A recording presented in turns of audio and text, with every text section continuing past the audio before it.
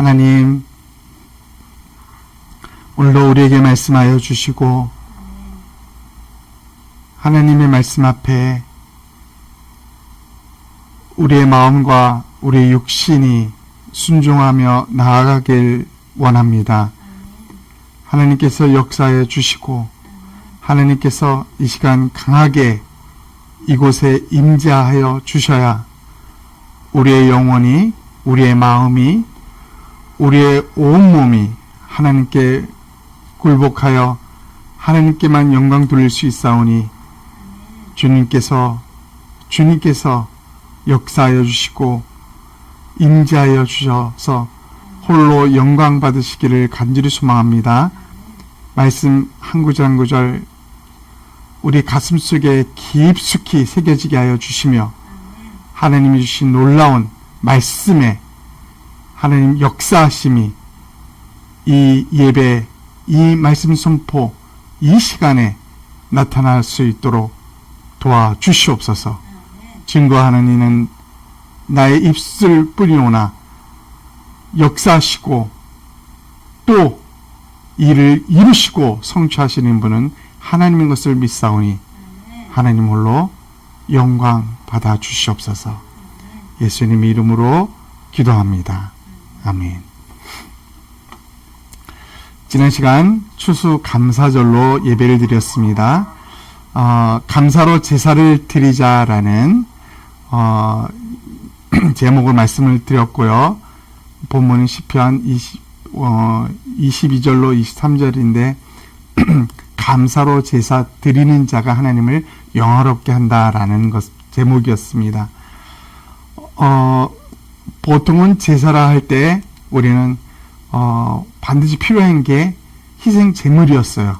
그리고 그 희생 제물의 내장, 그리고 심지어는 고기까지 다 불에 태우는 그런 두 가지 중요한 요소가 있다고 그랬습니다.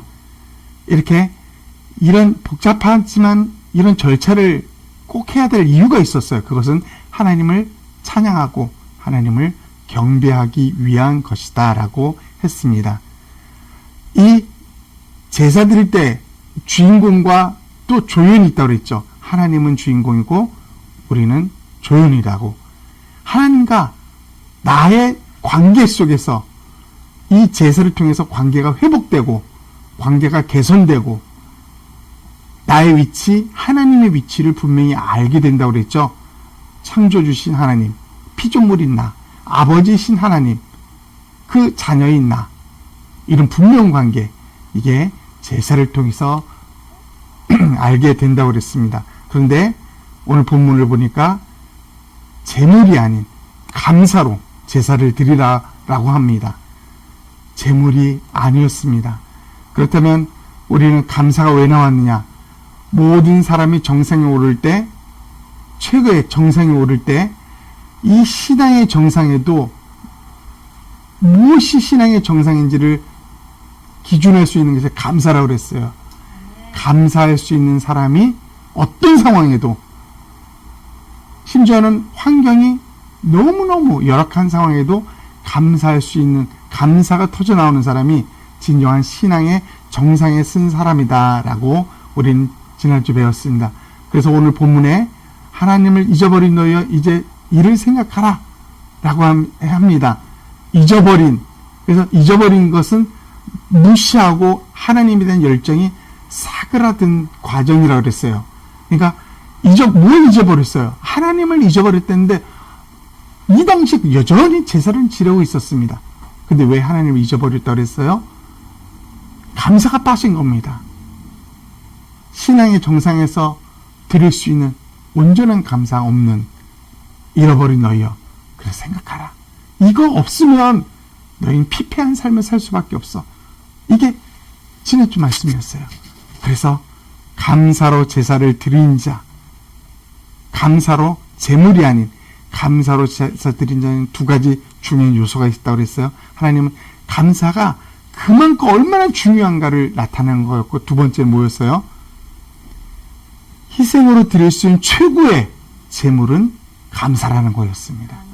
그래서 어려운 환경이 힘든 상황, 심지어는 고통스러운 환경 속에서도 그것으로 끝나면은 불평이지만 그 가운데 그 정점에서 하나님께 그래도 감사합니다 하나님 라고 하는 것이 진정한 감사요 제물이다 라고 지난주에 우리는 살펴보았습니다.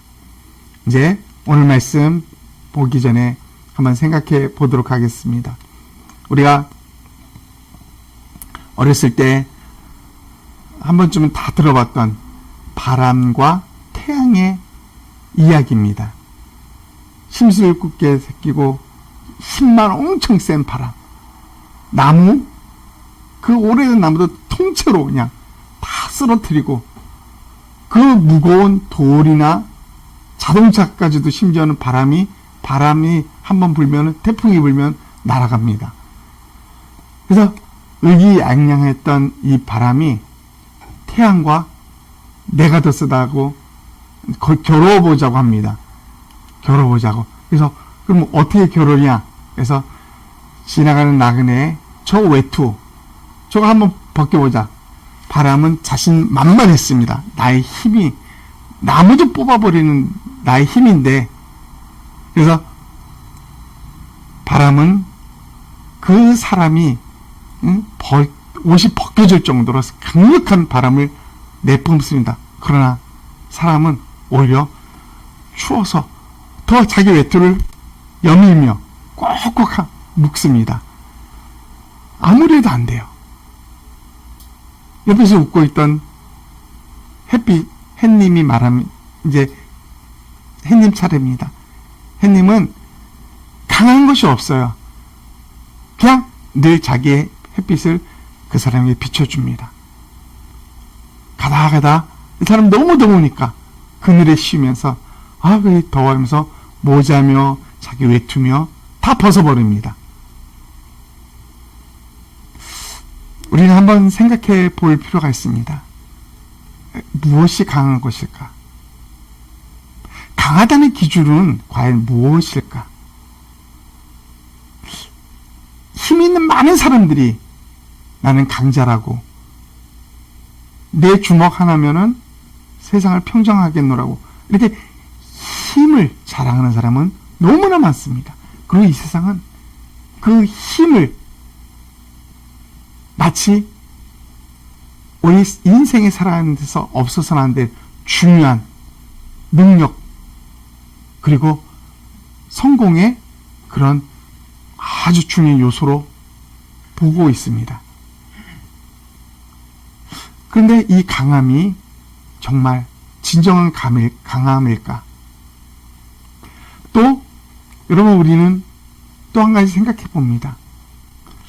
이 세상은 논리와 옳고 그름을 너무 중요시 여깁니다. 야, 이건 옳으냐 그르냐, 그리고 그것을 모든 사람들이 좋아해요.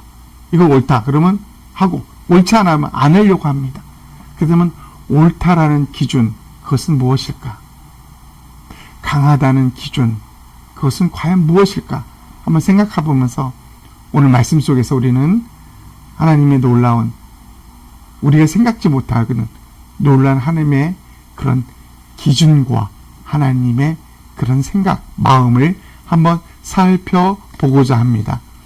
오늘 제목은 하나님의 마음은 논리보다 따뜻함입니다 라는 제목입니다. 하나님의 마음은 논리보다 따뜻함입니다. 베드로후서 3장 9절 한 절입니다. 우리 한번 다 같이 크게 읽어보도록 하겠습니다. 합독합니다. 시작. 주의 약속은 어떤 이들이 더디다고 생각하는 것 같이 더딘 것이 아니라 오직 주께서는 너희를 다하여 오래 참으사 아무도 멸망하지 아니하고 다 회개하게 이르기를 원하시느니라. 아멘. 베드로후서 3장 9절 말씀이었습니다. 여러분, 논리는 이 세상 살면서 빠질 수 없는, 어쩌면 절대적인 것처럼 보이는 기준입니다.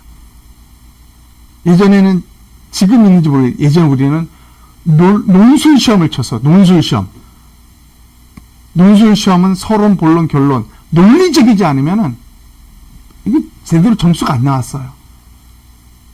그래서 신문사설 논리적으로 철저하게 논리적으로 쓴 신문사설을 수없이 보고 그런 일들이 생각납니다.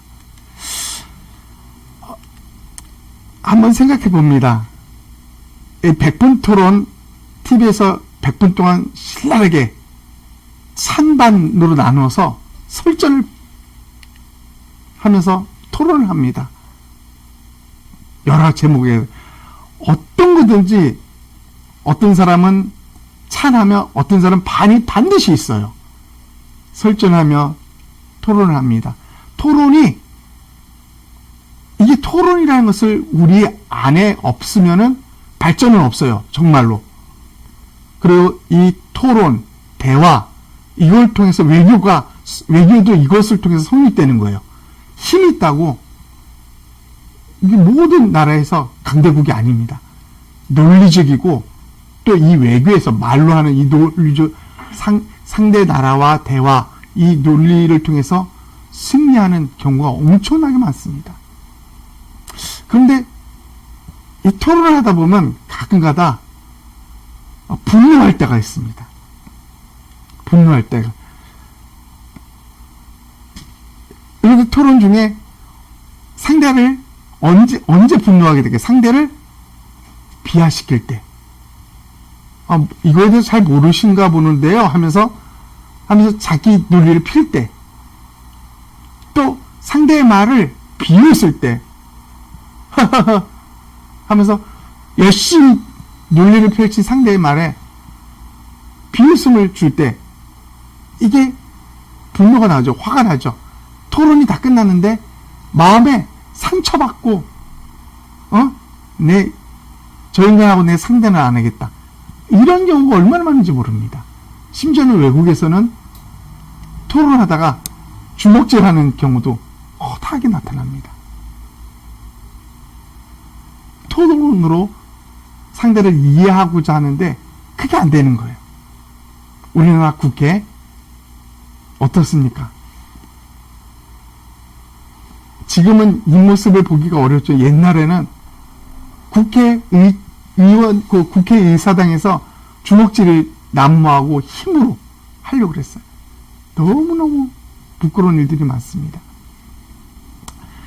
이렇게 뭔가 토론을 하려고 하는데 논리적인 사고로 모든 사람이 이제 제대로 하려고 하는데 안 될 때가 있어요.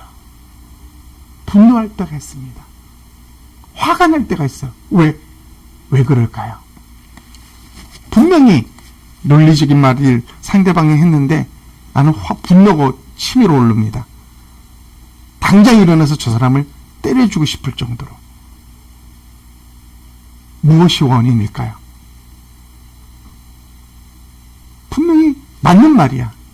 그런데도 분노해. 그래서 우리는 이 세상을 살다 보면은 논리적이고 옳은 말 같은데 상대에게 상처를 주고 분노를 일으키고 원수가 되게 하는 그런 논리와 그런 옳은 그런 판단의 말이 분명히 존재한다는 것입니다. 오늘 본문을 보니까 놀랍게도 이런 말, 주의 약속은 어떤 이에 더디다고 생각하는 것 같이 하면서 어떤 무리들이 하나님의 말씀이 이거 아니다. 이렇게 약속했는데 이게 아니네? 라고 반론을 제기하면서 나옵니다. 이게 무슨 상황이냐면 주의 약속. 주님께서 말씀하십니다. 내가 곧 오겠다고. 성경을 보세요.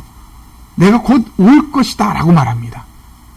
근데 이 베드로후서 이거를 쓸 때는 예수님이 십자가에서 죽으시고 부활하신 이후 30년이나 더 지난 시점에서 쓴 거예요. 많은 이단들이 나오기도 했어요. 그러면서 그들이 말합니다. 야 봐라, 하나님은 곧 온다고 그래놓고 뭐야 30년이 지났는데도 안 오네? 주의 약속 더디 이거 거짓말이네? 이거 아니네? 곰곰이 생각하면 그들의 말이 맞는 것 같아요. 곧 오겠다고 했던 예수님께서 30년이 넘도록 아직 오지 않은 거예요.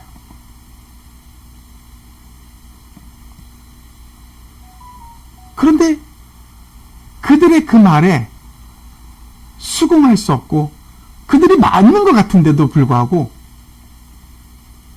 그들의 말에 무언가 다른 그 무언가가 있다라는 것입니다.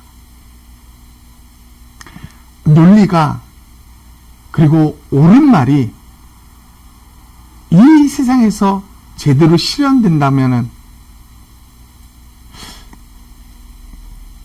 그 논리와 옳음으로 통해서 사람들이 제대로 될 수 있을까? 아니면 옳은 건데도 논리적인 건데도 불구하고 이 세상이 엉망으로 돌아갈 수도 있을까? 한번 생각해 볼 필요성이 있습니다. 그래서 오늘 본문은 말합니다. 논리 그 이외에 무엇인가를 말하고 있죠. 논리 이외에 그 무엇인가를 오늘 본문은 말하죠. 주의 약속은 어떤 일이 더디다고 생각하는 것 같이 더딘 것이 아니다 하면서 하반절에 이런 말을 말합니다. 오직 주께서는 너희를 대하여 오래 참으사 아무도 멸망하지 아니하고 다 회개하게 이르기를 원하신다. 이게 무슨 말이냐? 수많은 이단들과 하는 말씀이 이거 아니네? 왜 약속대로 안 돼? 말씀도 안 되네? 라고 반박하고 그게 맞는 것처럼 주장하고 논리를 펼친 그들을 향하여 베드로는 말합니다. 그것은 그 논리에서 떠나서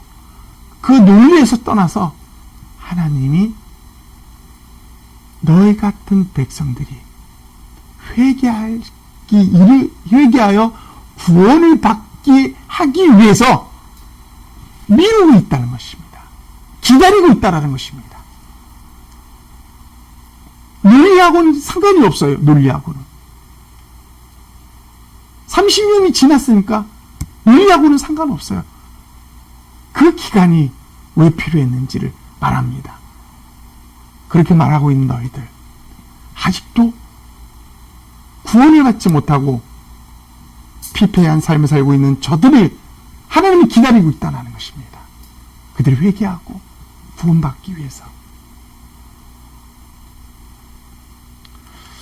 참 우리는 살다 보면 논리와는 상관없는 논리 이외에 그러나 논리를 뒤엎는 그 엄청난 그 무언가가 있다는 것을 우리는 부인할 수 없습니다.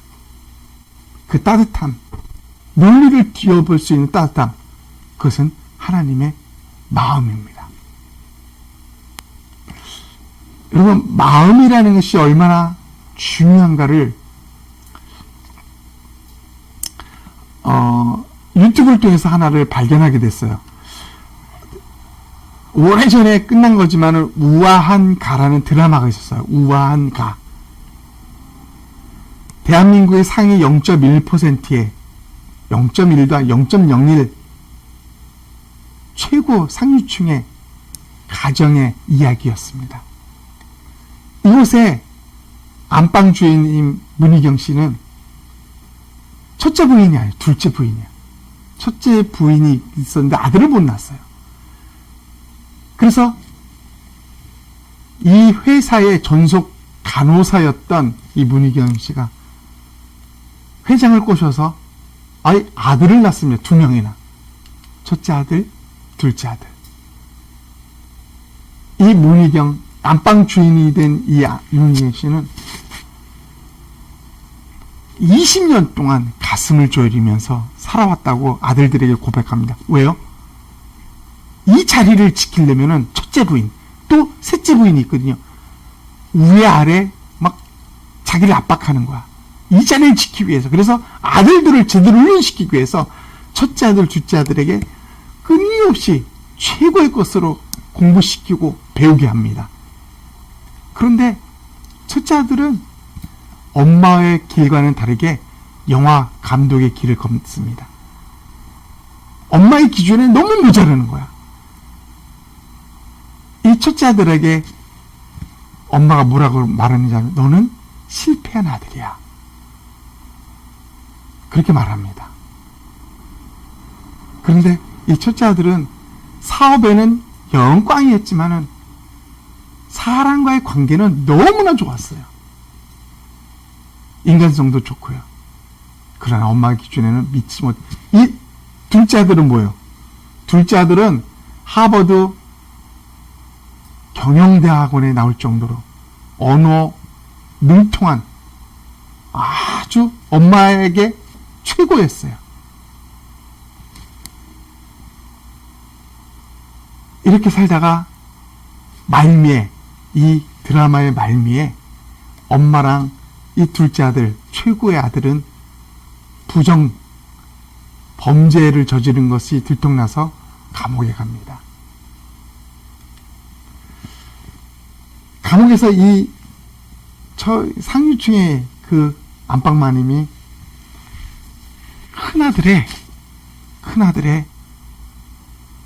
큰아들이 남긴 마지막 유서품을 이제 보게 됩니다. 이게 뭐였냐면, 어릴 때 큰아들이 엄마를 그린 거. 엄마. 그리고 요 뒷면에는 뭐라고 썼냐면, 내가 세상에서 제일 좋아하는 우리 엄마. 그런데 이 첫째 아들이 말미에 자살을 하게 됩니다. 왜 자살을 하냐면은, 엄마가 20년 동안 이 자리를 지키기 위해서 그렇게 편한 날을 못 보냈기 때문에 이 큰아들이 첫째 부인한테 찾아가서, 어차피 집에서 나가고 혼자 살고 있으니까 이제 제발 우리 아버지랑 이혼해달라고 부탁합니다. 그러나 뭐 완강하죠. 네가 참관할 일이 아니야 하면서, 그러다가 우연스럽게 이 첫째 아들이 첫째 부인을 죽이게 됩니다. 그러고 나서 분이 제대로 안방마 주인의 행세를 하게 되죠.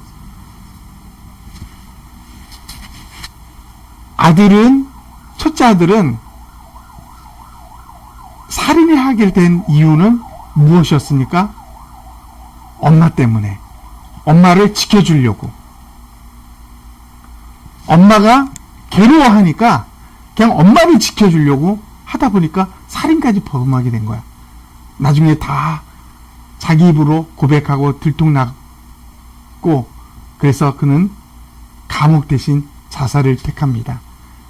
그의 마지막 큰아들의 유서를 보고 이 문희경 씨는 감옥에서 통곡을 하게 됩니다. 통곡. 왜 통곡을 할까요? 자기 입으로 너는 실패한 아들이야. 이제 알은 거죠. 큰아들이 실패한 아들이 아니라는 것을. 누구보다도, 둘째 아들보다도, 남편보다도, 이 세상 누구보다도 엄마를 가장 사랑했던 아들이었다는 것을 알고 통곡하는 겁니다. 그리고 요 밑에, 이 글 쓴 맨 밑에 포스트잇으로 붙입니다. 잘 있어요, 내 엄마. 참 이거 말미 보면 너무 슬퍼. 왜 사람들은 이렇게 상대의 마음을 알지 못한 채 논리적이고, 그리고 자기가 옳다는 것을 주장하며 그렇게 나갈까요?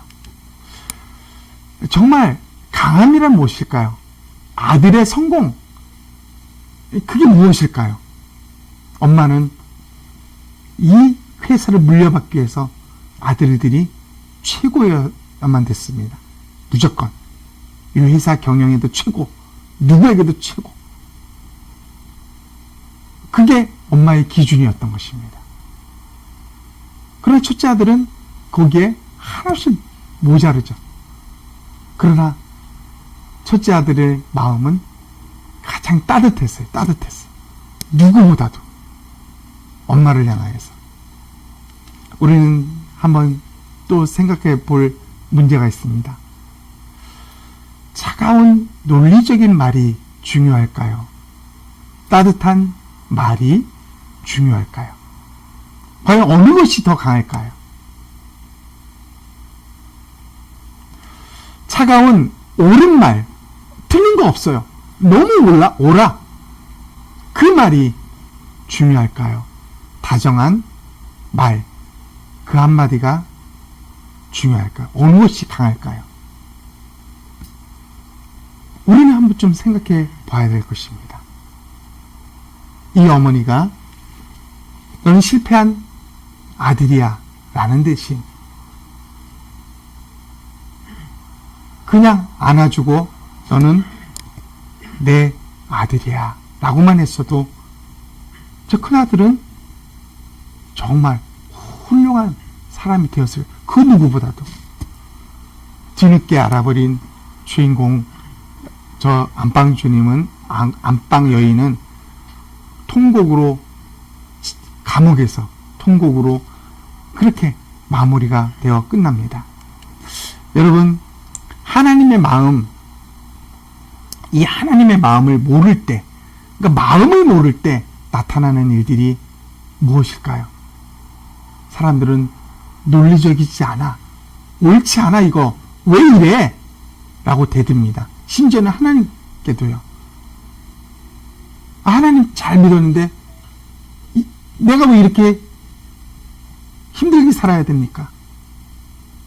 아니, 하나님 잘 믿었는데 나 왜 좋은 대학 못 갑니까? 나 하나님 정말 하라는 대로 예배 꼬박꼬박 다 드렸는데 왜 결혼을 못하고, 왜 취직을 못하고, 왜 나는 성공하지 못하고 이렇게 살아야 합니까? 라고 우리는 말할 수 있어요. 그런데 그게 틀린 말은 아닌데도 그거보다 더 중요한 것을 우리는 잊고, 그거보다 더 중요한 것을 우리는 무시하고 그렇게 살아왔다라는 것입니다. 오늘 본문에도 많은 사람들이 왜 30년이 지났는데도 주님 오시지 않아? 이거 엉터리 아니야? 라고 하고는 그들에게 베드로는 말합니다. 하나님이 약속을 어기신 게 아니라 바로 너 때문이야. 너희가 회개하고 너희를 구원하기 위해서 기다리시는 거야. 라고 베드로는 그렇게 그들을 향하여 강력하게 말하고 있다는 것입니다. 하나님의 마음의 관점으로 이 본문 하반절을 한번 보면 더 놀랍습니다. 한번 볼까요? 오직 주께서는 너희를 다하여, 너희를 위해서라는 거죠. 너희를 위해서, 다른 이유가 아닌 하나님의 약속이 그렇게 더디다고 30년 지난 지금도 아닌 이유는 너 때문이야. 너를 위해서야. 라고 말하죠. 또 하나는 뭐예요? 오래 참으셨다라는 것입니다. 그렇게 오래 막 당장이라도 오고 싶었던 주님이 그냥 너 때문에 오래 참았다라는 것입니다. 또 뭐였어요? 아무도 멸망하지 아니하시는 하나님의 마음이 숨어있다는 것이야. 어떤 누구도 멸망에 이르지 않게 하기 위한 하나님의 마음이 있기 때문에 너희는 옳은 것처럼 말했지만, 논리적으로 말했지만 하나님은 기다리고 그렇게 오래 또 기다리고 있다는 것입니다. 다 회개하기에 이르기를 원하신다. 이게 하나님의 마음이었다라는 것입니다. 이걸 모르는 많은 사람들은 왜 하면서 왜 그렇게 하냐고, 이거 옳지 않다고 손가락질을 하면서 또 하나님을 욕하기까지 합니다. 하나님 계시다면 왜 전쟁이 일어나요? 하나님이 있다면은 왜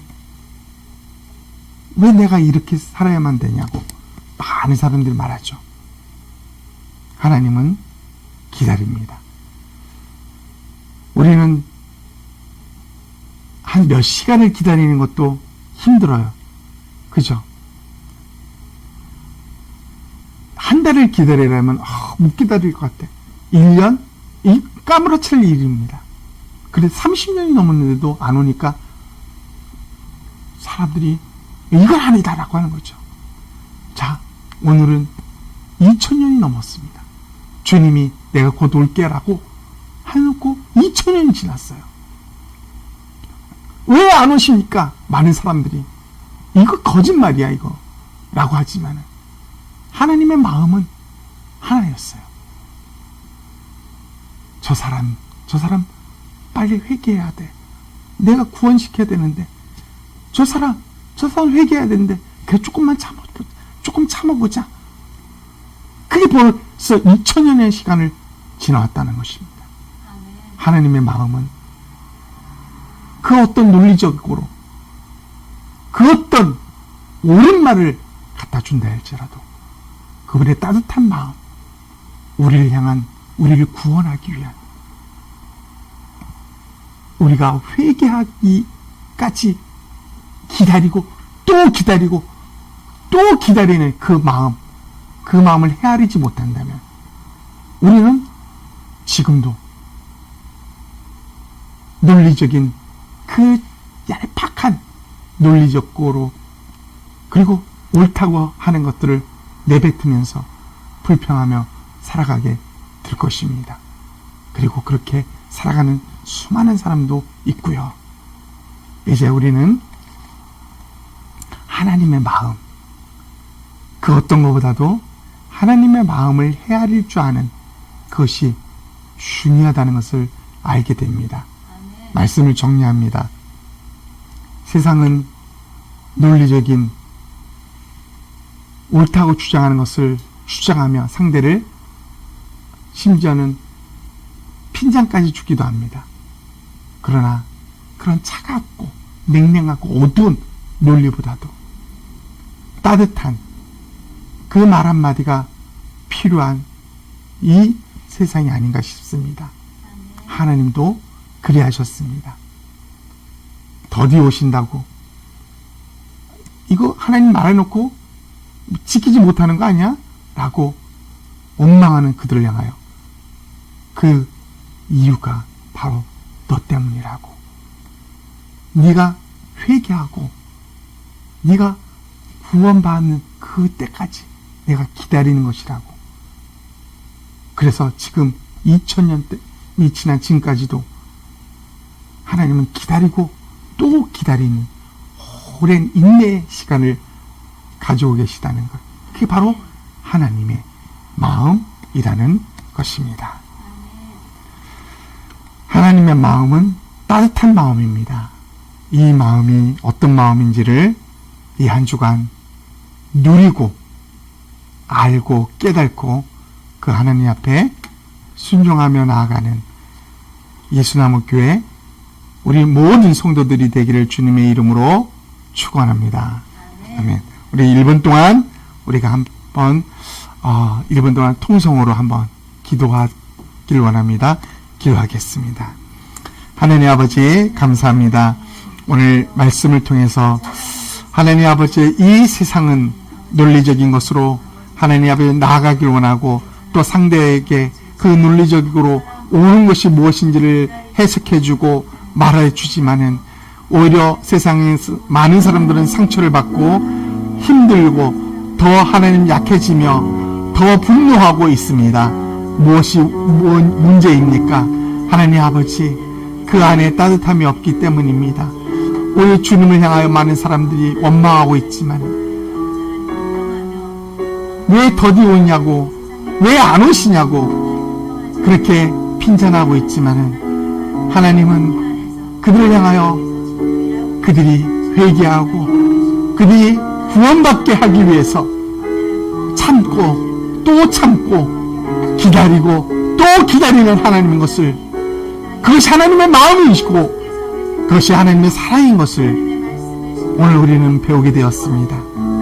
그렇습니다. 우리의 얄팍한 논리와 우리의 얄팍한 지식보다는 하나님의 마음, 그 마음을 헤아리고 그 마음을 품고 나아가야만이 하나님, 우리가 온전하게 신앙의 삶을 살 수 있음을 고백드립니다. 만일 그러지 아니한다면 우리의 삶은 피폐된, 힘든, 불평한 그런 삶일 수밖에 없음을 고백합니다. 이 따뜻함이, 이 하나님의 마음이 모든 사람들에게 심겨지고 모든 사람들이 누릴 수 있는 그런 세상이 될 수 있도록 도와주시고, 그 일을 위해서 이 예수나무 교회가 쓰임받게 하여 주시옵소서. 예수님의 이름으로 기도합니다. 아멘.